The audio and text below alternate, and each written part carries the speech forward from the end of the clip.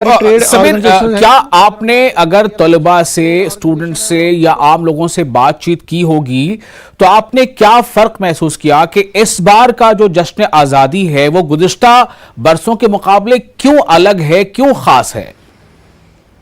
क्या कहते हैं लोग?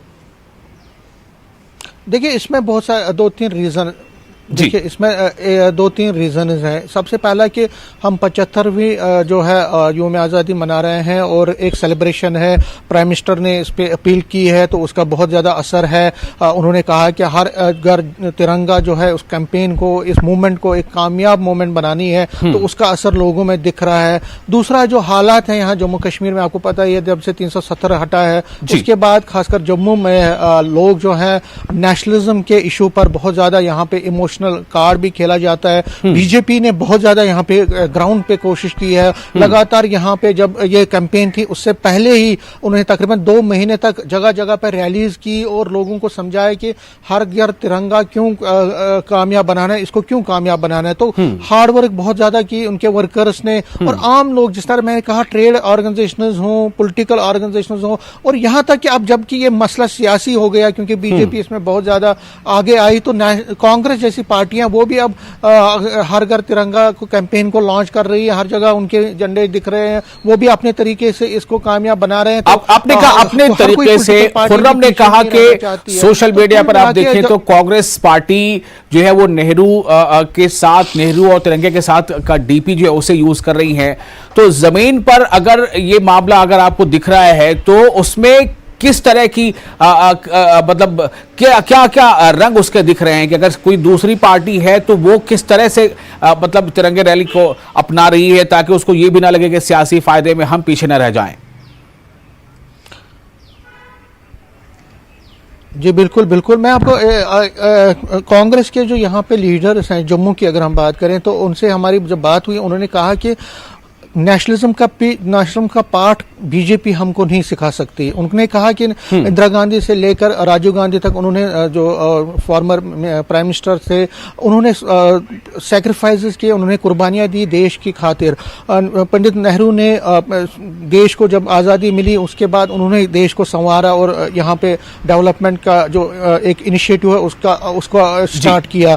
तो वो कहते हैं कि आज बीजेपी उनको ये बोलिए कि आज़ादी के जो 75वें साल पे ये कर रहे हैं, जश्न मना रहे हैं, तो उन्होंने आजादी मूवमेंट को, जो इंडिपेंडेंस मूवमेंट है, उसमें कितना हिस्सा लिया है, उनके कितने लोग इसमें जेल गए हैं, कितने लोग। तो ये जो है पॉलिटिकल तरीके से सियासी तौर पर बीजेपी वर्सेस कांग्रेस हो गया। लेकिन जहां जहां भी हम देखें, अगर ये सियासी भी हो गया है लेकिन इसने सियासी रूप भी धारण कर लिया है, लेकिन जो जोश और जो वलवला है हर एक नेशनलिस्ट का है, उसको हम सियासत के साथ नहीं जोड़ सकते हैं। सियासत अपनी जगह हो रही है, लेकिन जो हमने देखा आम लोग जो हैं वो इसके साथ जुड़े हैं। ऑफिसेज वो, जिस तरह खुर्रम कहते हैं कि दिल्ली में ऐसा हो रहा है, जम्मू कश्मीर में भी यही हो रहा है, जगह जगह पे झंडे दिख रहे हैं। खुर्रम, मैं आपके पास आता हूं इसी सवाल को आपके पास लेकर के, दुकानों के जो तो वो जैसा समय ने बताया कि बीजेपी जो है जाहिर है कि इसको वजीर आजम ने कहा था तो इसे पार्टी से जोड़ दिया गया, और पार्टी से जोड़ देने के बाद दूसरी पार्टी को लगता है कि भाई हम इस फील्ड में कहां पर हैं। तो जो और दीगर पार्टियां हैं उनका रुख और आजादी के जश्न को लेकर उनका इकदाम क्या देख रहे हैं आप, क्या महसूस कर रहे हैं खुर्रम? देखिए, जब से भारतीय जनता पार्टी की तरफ से दिल्ली में तिरंगा रैली निकाली गई और हर घर तिरंगा का जब से नारा दिया गया, तो एक तरफ भारतीय जनता पार्टी है और एनडीए है, दूसरी तरफ अपोजिशन है। अपोजिशन आरएसएस के हवालों से उनको, भारतीय जनता पार्टी को घेरने की कोशिश करती है और इसी तरीके से चाहे सावरकर हो या फिर हेडगेवार हो, उन तमाम पर एक सवाल उठाती है जो अपोजिशन पार्टियां हैं कि भारतीय जनता पार्टी को कौमियत का पाठ पढ़ाने का, देशभक्ति का पाठ पढ़ाने का कोई हक नहीं है।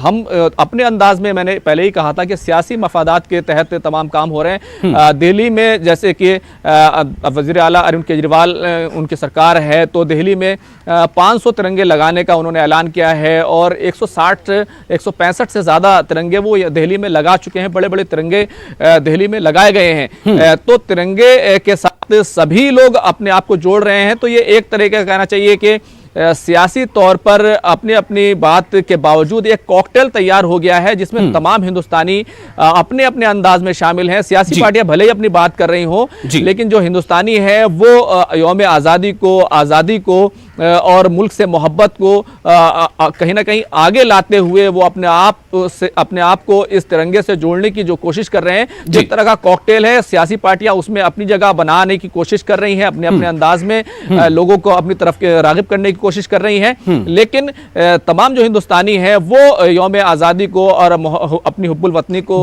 कहीं ना कहीं तिरंगे से जोड़कर देखते हैं, इसलिए तमाम लोग जो है उसमें शामिल होना चाहते हैं। आप देखिए कि गुजरात को लेकर के भारतीय जनता पार्टी और आम आदमी पार्टी आमने सामने है, इल्जामात हो रहे हैं, लेकिन तिरंगे को लेकर के सभी लोग प्रोग्राम कर रहे हैं और सभी लोग जो है वो इस पूरी मुहिम में शामिल हैं और अपने अपने अंदाज से शामिल हो रहे हैं। बहुत शुक्रिया खुर्रम, दिल्ली से आपका, और समीर हमारे साथ जम्मू से जुड़े थे, आप दोनों का बहुत शुक्रिया। तो खुर्रम और समीर ने हमें बताया कि किस तरह का माहौल देखा जा रहा है, आम लोगों में, स्कूली तलबा में किस तरह का जोश है। चूंकि हिंदुस्तान के आजाद होने के 75 साल मुकम्मल हो रहे हैं, तो ये जश्न छोटा तो बिल्कुल नहीं है। लेकिन सबसे अहम सवाल यह है कि क्या इस जश्न में, क्या इस तिरंगे की रैली में या तिरंगे फहराने में इसके पीछे भी सियासत है? बिल्कुल है, लेकिन सियासत में अगर इख्तिलाफ भी है तो वो पॉजिटिव है, ये बहुत अच्छी बात है। दूसरी खबर की तरफ बढ़ते हैं। बिहार के वजीर आला नीतीश कुमार ने मरकज पर बड़ा हमला बोला है।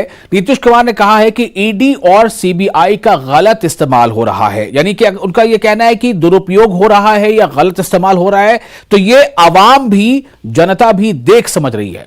इस मौके पर नीतीश कुमार ने अपोजिशन को मुत्तहिद करने की बात दोहराई है। चलता है संविधान के मुताबिक और संवैधानिक प्रावधान है, केंद्र को क्या करना है, अलग अलग राज्यों का क्या अधिकार है, जो वसूली करते हैं उसमें राज्यों को क्या अधिकार है, ये सब निर्धारित है। अगर इसमें किसी तरह की कोई दिक्कत होगी तो अपना ही जवाब देना पड़ेगा। हमको ये सब कुछ अभी नहीं कहना है, आगे देखेंगे। तो नीतीश कुमार की ये बात आपने सुनी जब उन्होंने ओहदा संभाल लिया था, 8वीं बार जब उन्होंने हलफ लिया था, उसके बाद से लेके अब तक 1-2 बार 3 बार उनके बयान आ गए और हर बयान में उन्होंने इशारों में बहुत कुछ कह दिया है। इतना कुछ कह दिया है कि जो इस मामले को समझते हैं, जो माहिरीन हैं, जो मुबस्सरीन हैं, उन्हें बिल्कुल साफ पैगाम मिल गया है कि नीतीश कुमार दरअसल करना क्या चाहते हैं, कहना क्या चाहते हैं, बताना क्या चाहते हैं, सुनाना क्या चाहते हैं। संजय कुमार हमारे साथ मौजूद हैं पटना से, आइए चलते हैं उनके पास, हमारे नुमाइंदे हैं। संजय, क्या हमें बताना या सुनाना चाहते हैं? संजय, मेरा सवाल सीधा यही है कि बिहार में आप कितना कुछ बदला देख रहे हैं, और नीतीश कुमार के इस सवाल पर दिया गया जवाब कि क्या ईडी और सीबीआई ये सब मामले जो हैं, क्या उसका भी कोई इस पर असर पड़ सकता है, या इसको आप कैसे देखते हैं? तो मेरा आपसे सवाल संजय ये है कि बिहार में लोग नीतीश कुमार के इस कदम के बारे में, या जो पॉलिटिकल जो एनालिस्ट है वो इस बयान के बारे में क्या कहते हैं? देखिए, निश्चित तौर पर जब से नीतीश कुमार ने महागठबंधन के नेतृत्व वाली जो सरकार है उसकी सत्ता संभाली है, उसके बाद से भाजपा लगातार नीतीश कुमार पर हमलावर है, और नीतीश कुमार भी एक तरीके से कह लीजिए कि भाजपा पर हमलावर है। एक आरोप प्रत्यारोप का जो दौर है वो लगातार जारी है। और इस बीच आपको याद होगा कि जब सीबीआई की टीम ने छापेमारी की थी रेलवे से रिलेटेड जो इश्यूज था लालू प्रसाद यादव और राबड़ी देवी के ठिकानों पर, उस समय नीतीश कुमार की पार्टी जो है जदयू, उसने किसी तरह की कोई प्रतिक्रिया नहीं जाहिर की थी, और साफ तौर पर मना कर दिया गया था प्रवक्ताओं को कि इस इशू पर कोई जो प्रतिक्रिया है वो नहीं देनी है। जब पत्रकारों ने पूछा नीतीश कुमार से कि सीबीआई रेड कर रही है लालू प्रसाद यादव और उनसे जुड़े लोगों पर, तो उन्होंने कहा कि जिन्होंने रेड करवाया, जिनका मतलब है, आप उन्हीं से जाकर इस बारे में प्रतिक्रिया लीजिए, हमें इस पर कुछ नहीं करना है। तो एक सवाल जरूर उठता है। हाल के दिनों में आपने देखा होगा कि ईडी ने जिस तरीके से सोनिया गांधी, राहुल गांधी से लगातार पूछताछ की है, और उसके बाद सियासत जो है वो काफी गर्मा गई थी। तो ये सवाल किया गया, चाहे नीतीश कुमार हो या जदयू के राष्ट्रीय अध्यक्ष या जदयू से जुड़े जो तमाम बड़े नेता हैं, उनसे जब ये पूछा गया कि सीबीआई और ईडी जो है वो लगातार एक्शन ले रहे हैं, तो उन्होंने कहा कि डरे वो जो बड़ी बड़ी कंपनियां खोल कर रखे हैं और दूसरे आय के स्रोत हैं उनके पास, तो हमें इस बात का कोई डर नहीं है, क्योंकि सांसद और मंत्री, मुख्यमंत्री के अलावा हमारे पास आय का कोई दूसरा स्रोत नहीं है। और ये बात सही है कि जिस तरीके से हाल के दिनों में, हाल के महीनों में बेजा इस्तेमाल किया गया है, तो हमें इस बात का कोई डर नहीं है, क्योंकि हमारे पास न कोई आय से अधिक संपत्ति है, न कुछ ऐसी बातें हैं जिससे लेकर हमें कोई खौफ ज्यादा हो। लेकिन ये बात सही है कि हाल के दिनों में सेंट्रल गवर्नमेंट ने जिस तरीके से भेजा इस्तेमाल किया है इन एजेंसियों का, वह राजनीति के लिए सही कदम नहीं है। जी विशाल।